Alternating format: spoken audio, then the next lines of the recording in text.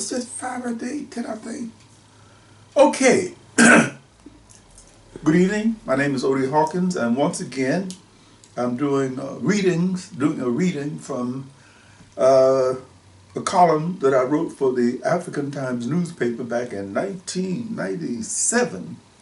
I wrote for this newspaper a column called Africa Media Watch for a year, 96, 97. And as those of you who've been following this know, I'm rereading these old columns to see how it is they match up with what's happening today.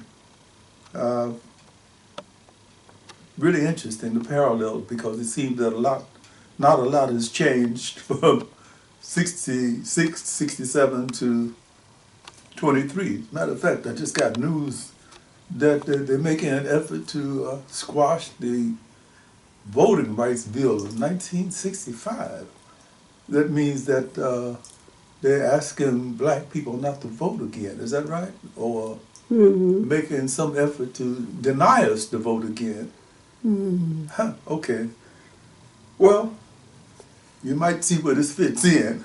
I'm calling this column National Geographic on Trial. Kind of quirky little thing about, well, you'll see what it's about.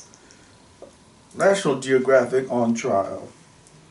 There was a time when I'd make it my business to stay up till 1:30 in the morning to watch the Lauren Hutton talk show.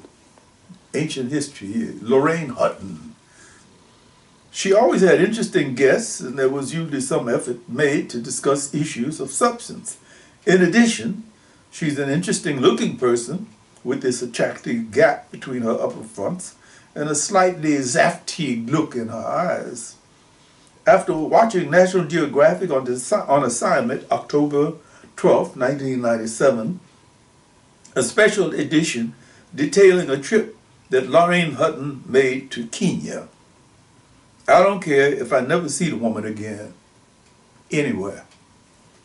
In some ways, the Hutton exposition featuring her 2 young sons was a classic study of cultural contamination at work.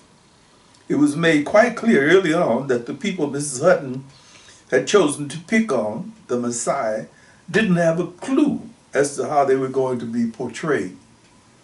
Miss Hutton, obviously thinking that she was doing everybody a favor, proceeded to degrade an entire culture, seemingly to give her sons something to play with. The boys became warriors by having paint daubed on their innocent faces. This was only one of many instances that gave us stomach-churning fits of anger to see her children treated to the super primitive Maasai experience. As most African Americans have almost become immune to the kind of cultural insensitivity, let me read that again. As most African Americans have become almost immune to the kind of cultural insensitivity demonstrated by many segments of our mass media, it's almost puke-provoking to see it done to people who haven't the experience to fight off the beast.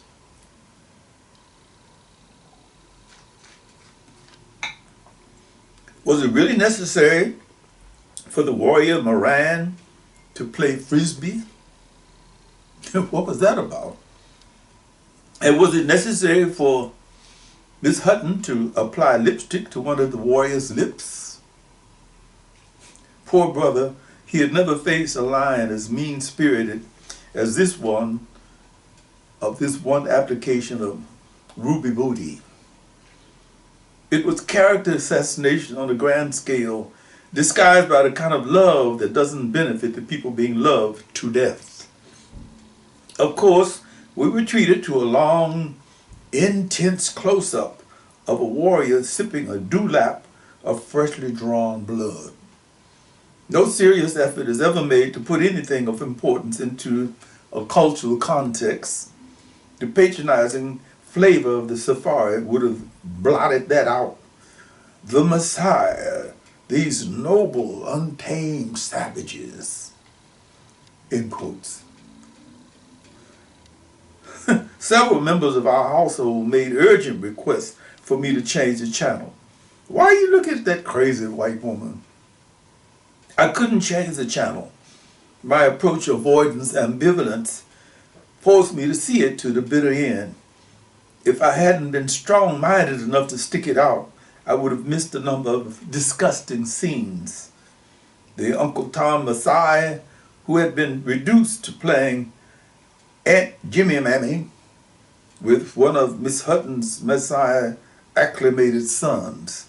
Miss Hutton, lovingly photographed, surrounded by a chrysanthemum collection of hard-cased, bloodthirsty warrior babies.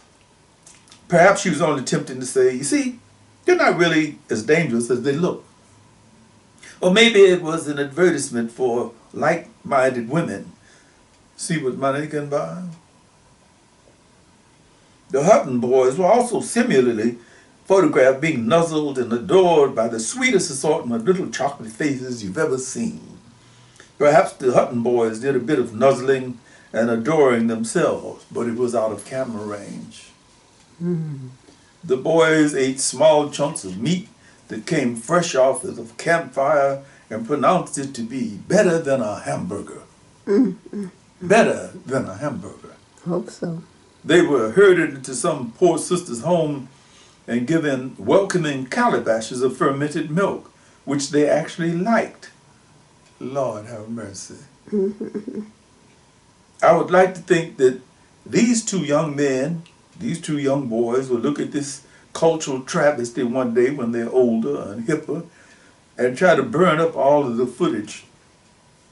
But as likely as not, they might consider themselves expert on the Maasai culture because they had some blue paint daubed on their faces and some red mud rubbed on their heads once upon a time.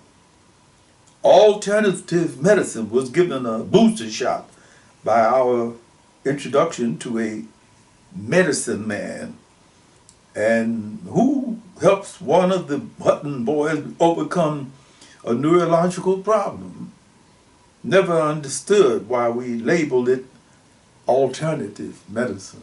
And on it plowed through every culturally sensitive bone in my body. Finally, my favorite scene. They're trying to force a Maasai child, about 3 years old, onto one of the Hutton sons' back for a piggyback ride. I don't know why. The Maasai child screams and cries until they leave him alone. I felt frustrated as the conclusion of this monstrosity, not knowing what that child's name is. I'm sure that he or she will become a leader of his people one day. I refusing to ride the white boy's back. Was there irony to the fact that Kenneth Hahn, one of the most sensitive white men America has ever had, died on the same day that this madness was shown? And that's what I saw on television on that particular day.